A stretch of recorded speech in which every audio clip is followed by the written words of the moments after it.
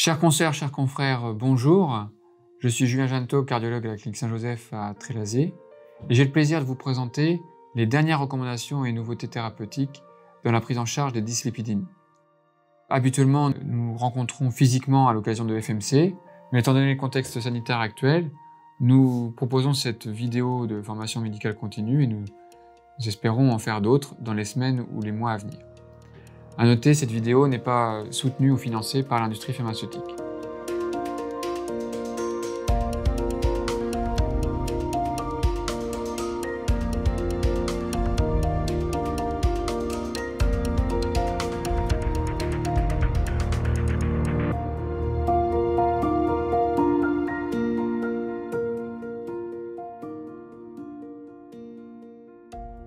Alors, aujourd'hui, nous allons vous parler des dyslipidémies et voici le plan de la présentation. On évoquera le rôle central du LDL-cholestérol dans l'athérosclérose, la problématique de l'hypercholestérolémie familiale, maladie sous-diagnostiquée.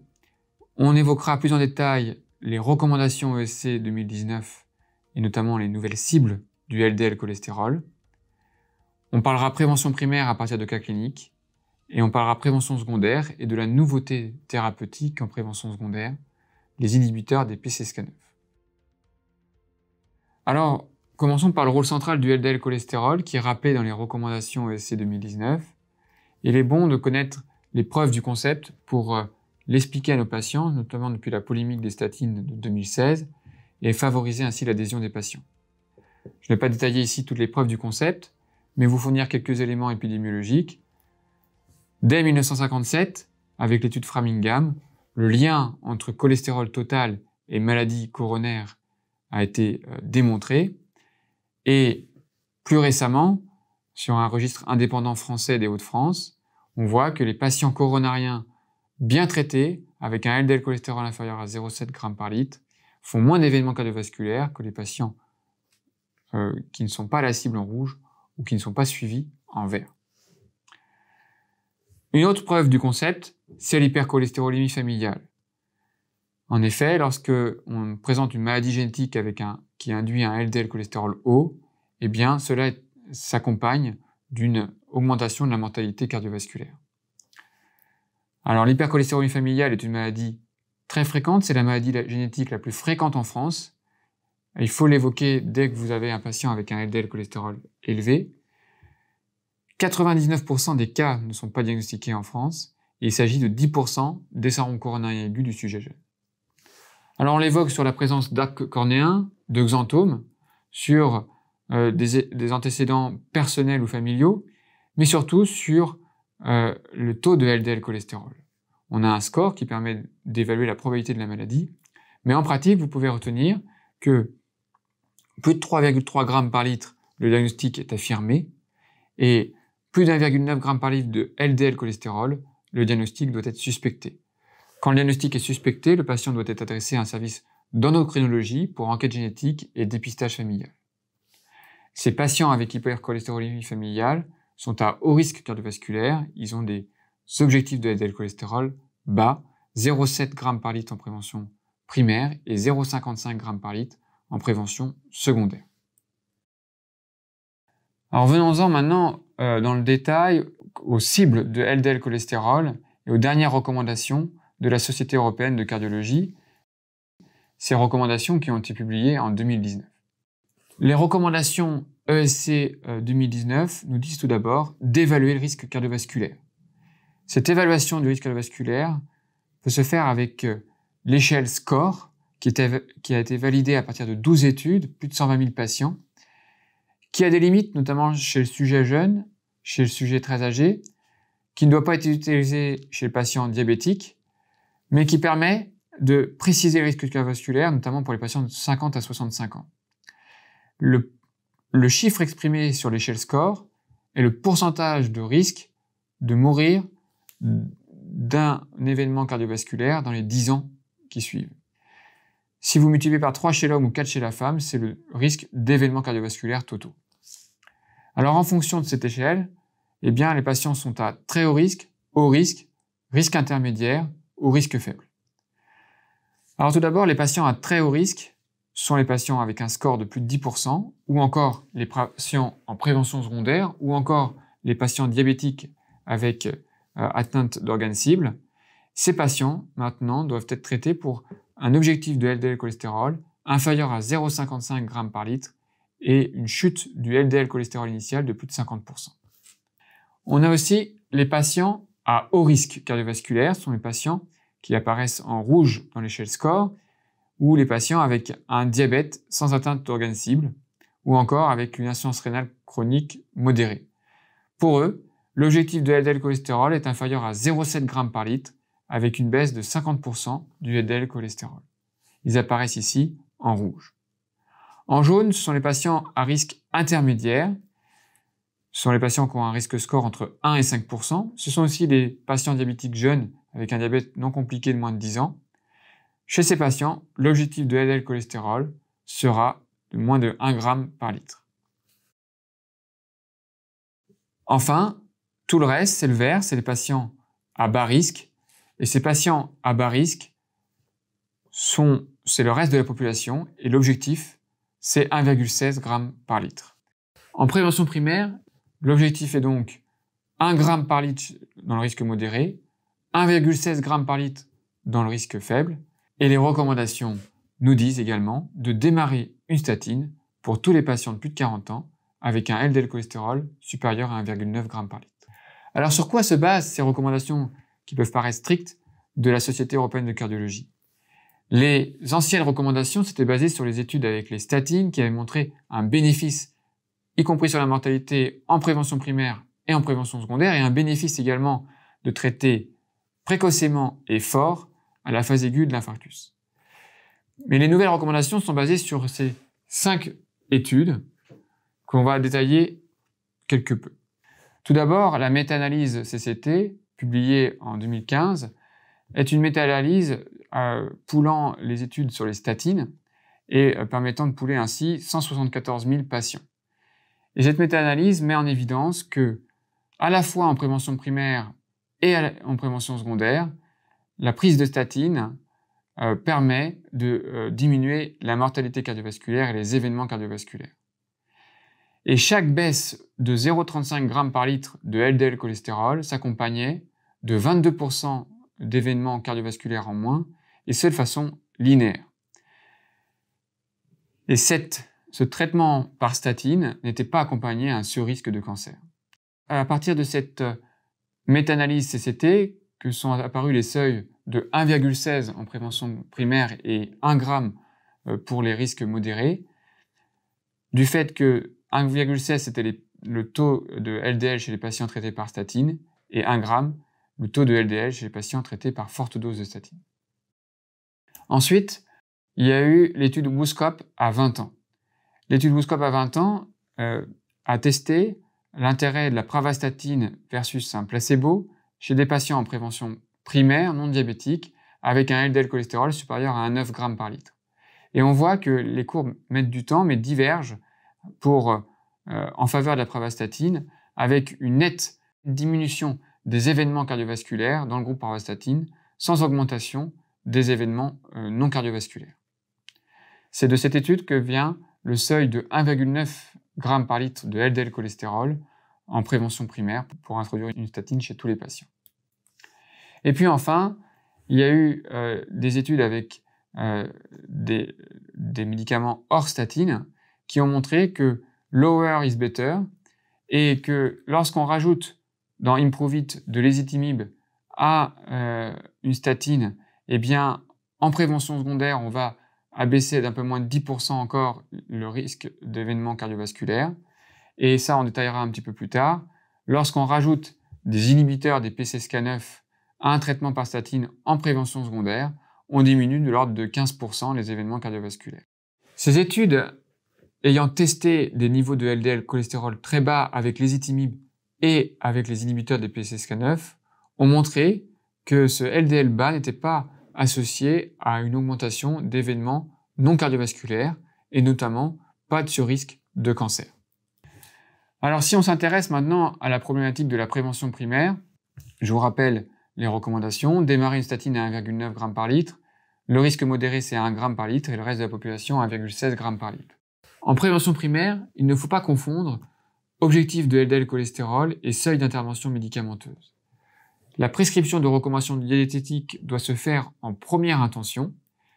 Et vous voyez ici, à part le LDL cholestérol supérieur à 1,9 g par litre, dans les autres situations, on a le temps de proposer d'abord un changement du mode de vie avant d'introduire un traitement médicamenteux. En cas de risque cardiovasculaire intermédiaire, il est intéressant d'affiner le risque. On peut utiliser le Doppler à tension aortique et le patient passera à un haut risque cardiovasculaire s'il existe des plaques athéromateuses au Doppler. Le score calcique est extrêmement intéressant. On sait que les patients avec un score calcique à 0 ont très peu de risque d'événements cardiovasculaires, alors que les patients avec un score calcique au-delà de 100 passent à du haut risque cardiovasculaire. Et puis il y a d'autres éléments anamnéstiques ou biologiques qui permettent d'affiner le risque cardiovasculaire.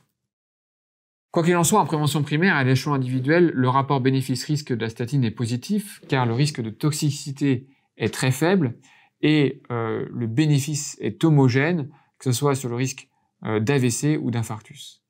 Toutefois, la problématique de la prévention primaire, c'est le nombre de patients à traiter. Ce nombre de patients à traiter va varier en fonction du niveau de risque initial, de l'importance du LDL cholestérol initial et de l'importance de la variation de LDL sous traitement. Ainsi, on pourra augmenter x 10 le nombre de patients à traiter entre un patient à bas risque cardiovasculaire avec une faible variation de LDL et un patient à haut risque cardiovasculaire avec une forte variation de LDL cholestérol. Alors, si on part d'un cas pratique, eh bien, ici, un homme de 60 ans sans antécédent qui a un LDL cholestérol à 1,6 g par litre avec un cholestérol total à 2,4 g par litre et qui n'a pas d'autre facteur de risque hormis une pression artérielle un peu limite à 140 mm de mercure en systole. Est-ce que vous proposez un traitement hypolipémiant à ce patient? Eh bien, il s'agit d'un patient pour lequel l'évaluation du risque cardiovasculaire n'est pas évidente d'emblée et pour lequel l'échelle score va nous être utile. Quoi qu'il en soit, on met déjà en place des règles hygiéno-diététiques puisque l'objectif de LDL cholestérol sera au moins de 1,16 s'il est à bas risque et à 1 g s'il est à risque modéré. On prendra en charge les autres facteurs de risque cardiovasculaire. Alors chez ce patient, 60 ans, avec un LDL cholestérol à 6, un cholestérol total à 6, avec une pression artérielle à 140, non fumeur, eh bien le risque cardiovasculaire, selon l'échelle score, est de 3% de décès à 10 ans. Il est donc à risque modéré et l'objectif de LDL cholestérol est de 1 g par litre. Si on veut avoir une idée du nombre de patients à traiter, je vous conseille ce site élaboré par la Mayo Clinic qui permet d'évaluer le risque actuel et le risque sous statine. À gauche, voici le risque actuel.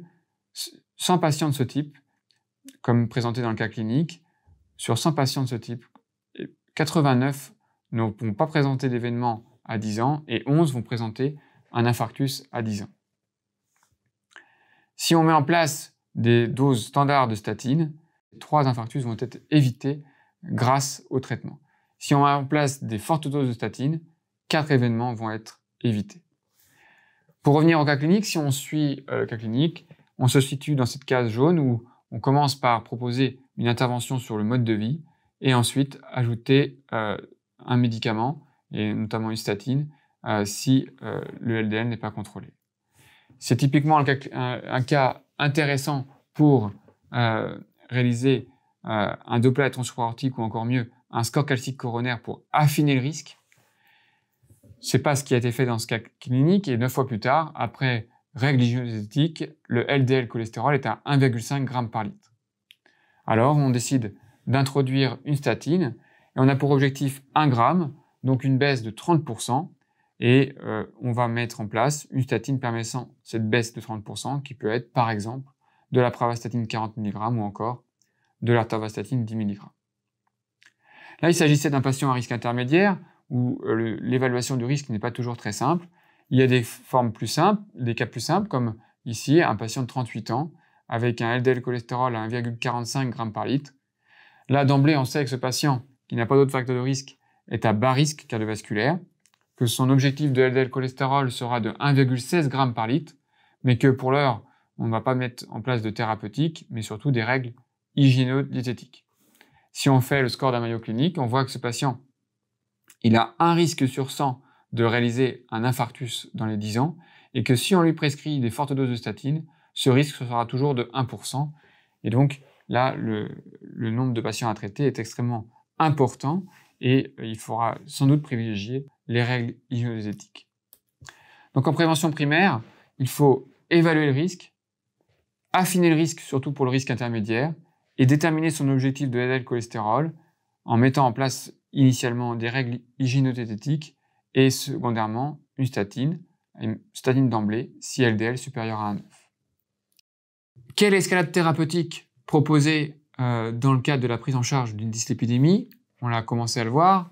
Mesures hygiéno-diététiques avec le temps des mesures hygiéno-diététiques en prévention primaire lorsque le LDL est inférieur à 1,9 et que le risque est faible ou intermédiaire. Statine, ézetimibe et en prévention secondaire, anticorps anti-PCSK9. Alors, comment faire baisser le LDL cholestérol avec l'hygiène de vie? Eh bien, la perte de poids et l'activité physique sont à recommander pour leur effet positif d'ordre cardiovasculaire, mais ils vont faire faiblement varier, peu varier le LDL cholestérol. Pour faire baisser le LDL cholestérol, il faut proposer aux patients de diminuer les apports en graisse, de diminuer les apports en acides gras trans et donc de privilégier le fait maison, et d'augmenter la prise d'acides gras polyinsaturés, et notamment les oméga 3, en privilégiant les fruits à coque, les noix ou encore les poissons gras. L'effet du régime diététique sur le LDL cholestérol est extrêmement variable d'un sujet à l'autre en fonction du bilan diététique initial, mais de l'ordre de 10%. Ensuite, deuxième étape, ce sont les statines. En fonction de l'objectif de LDL cholestérol, on voudra faire varier soit de plus de 50%, soit de 30 à 50% le LDL, et en fonction, on aura toute une gamme de statines. Si on veut faire chuter le LDL cholestérol de plus de 50%, nous n'avons que 2 statines à disposition, la torvastatine 80 mg et la rosuvastatine 20 mg. Sous forte dose de statine, on a donc une baisse de 50% du LDL cholestérol. Si on y rajoute les étimibes, on attend une baisse de 65% de LDL cholestérol. Et si on y rajoute encore les inhibiteurs des PCSK9 en prévention secondaire, on attend une baisse du LDL cholestérol de 85%. Alors venons-en à la nouveauté. Il y a depuis peu une AMM pour les inhibiteurs des PCSK9 en prévention secondaire de la maladie athérosclérotique. Les PCSK9 inhibiteurs sont des anticorps monoclonaux qui sont dirigés contre la protéine PCSK9, qui est une protéine synthétisée par l'hépatocyte, qui se lie au récepteur LDL pour faciliter sa dégradation. Finalement, lorsqu'on va bloquer cette protéine PCSK9, on va augmenter la densité des récepteurs au LDL au niveau de l'hépatocyte, et donc augmenter l'internalisation du LDL dans l'hépatocyte, et donc diminuer les taux plasmatiques de LDL cholestérol. L'effet biologique des anticorps anti-PCSK9 est fort, une baisse de l'ordre de 60% du LDL cholestérol, et cet effet biologique est accompagné d'un effet sur les événements cardiovasculaires, avec une baisse de l'ordre de 15% des événements cardiovasculaires. Il s'agit d'une baisse homogène, que ce soit pour les accidents ischémiques cérébraux ou cardiaques, avec absence d'effet sur la mortalité dans l'étude Fourier, et un effet sur la mortalité totale dans l'étude Odyssée, qui est à prendre toutefois avec précaution du fait de sa hiérarchisation dans les critères de l'étude. Et on notera quand même dans ces 2 études Fourier-Odyssée des taux de mortalité cardiovasculaire extrêmement faibles, des patients très bien traités dans le groupe placebo. Les inhibiteurs des PCSK9 sont extrêmement bien tolérés, avec absence de signal actuellement d'intolérance ou d'effets indésirables graves. Alors en pratique, nous avons à disposition 2 inhibiteurs des PCSK9, le Praluent, l'alirocumab, et le Repatha, l'évolucumab. Ils ont 3 indications, 3 AMM. Tout d'abord, l'hypercholestérolémie familiale homozygote seulement pour le Repatha. D'autre part, l'hypercholestérolémie familiale hétérozygote lorsqu'elle relève d'une prise en charge par LDL aphérèse, pour les Repatha comme pour le Praluent.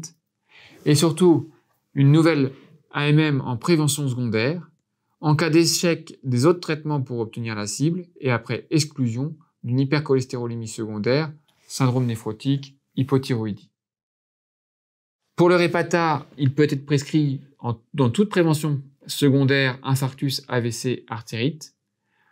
Le Praluent peut être prescrit qu'après un syndrome coronarien aigu, ce qui correspondait aux critères d'inclusion de l'étude Odyssée.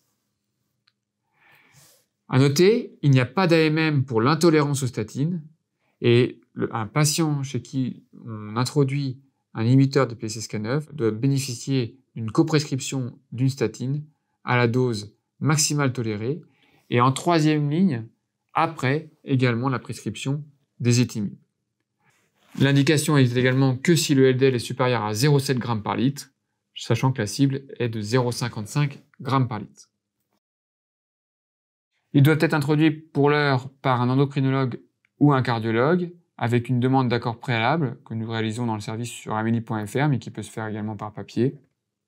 Le renouvellement infra-annuel est ouvert aux médecins généralistes, et chaque renouvellement doit faire l'objet d'une demande d'accord préalable. Voici, pour vous, médecins généralistes, ce qui vous concerne.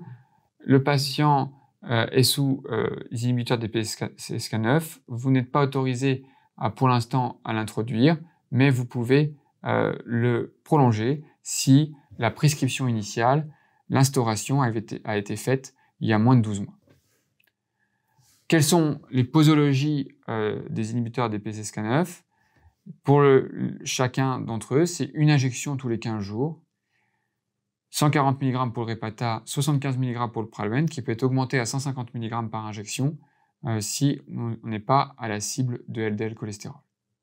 La principale problématique des inhibiteurs des PCSK9, c'est le coût. Ce sont des produits bien tolérés qui ont montré leur efficacité déjà, mais qui coûtent cher, de l'ordre de 200 à 300 € par injection. En pratique, c'est un produit à conserver au frais. Il faut conseiller aux patients de sortir le produit 30 minutes avant. On prend le stylo, c'est très facile à faire. Il faut attendre un clic, puis un second clic, puis retirer le stylo. Il est conseillé de changer les sites d'injection et de privilégier les cuisses. Il faut prévenir les patients d'effets secondaires qui sont mineurs, qui peuvent être des syndromes grippaux ou des réactions au site d'injection. Surtout, le plus fréquent, c'est une rhinite transitoire 24-48 heures après l'injection.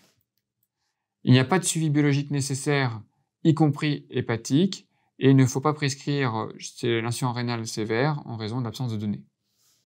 En conclusion, les recommandations nous proposent de définir le risque cardiovasculaire permettant de définir le LDL cible. Ces recommandations ont abaissé les seuils de LDL cible du fait des dernières données de la littérature. L'escalade thérapeutique, c'est règles hygiéno-diététiques, statine, ézetimibe et inhibiteur des PCSK9 en prévention secondaire. Il faut faire rapidement en prévention secondaire et lutter contre l'inertie thérapeutique. Et plus c'est bas, mieux c'est, et on a des données de sécurité d'un LDL cholestérol bas. Merci pour votre attention. Nous sommes à disposition pour vos questions éventuelles sur le mail suivant. Nous espérons faire d'autres vidéos sur d'autres sujets dans les semaines ou les mois prochains. Et nous sommes à disposition pour vos suggestions sur le même mail. À très bientôt.